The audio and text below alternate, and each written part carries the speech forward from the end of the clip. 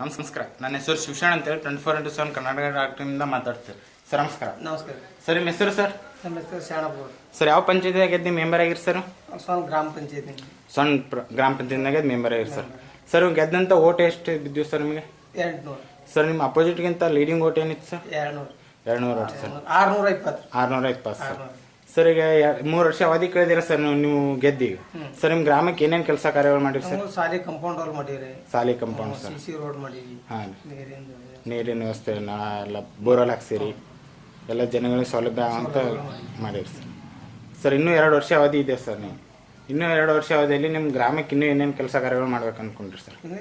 Road, ನೀರಿನ ವ್ಯವಸ್ಥೆ, CC road, ಮಹಿಳಾ ಶೌಚಾಲಯಗಳು, ಹಾಂ, ಮಹಿಳೆ ಎಲ್ಲ ಶೌಚಾಲಯಗಳು ಭಾಳ ಅವಶ್ಯ ಇದೆ ನಮ್ಮಲ್ಲಿ. ಹಾಂ ಸರ್. ಅದು ಮಾಡ್ಬೇಕು.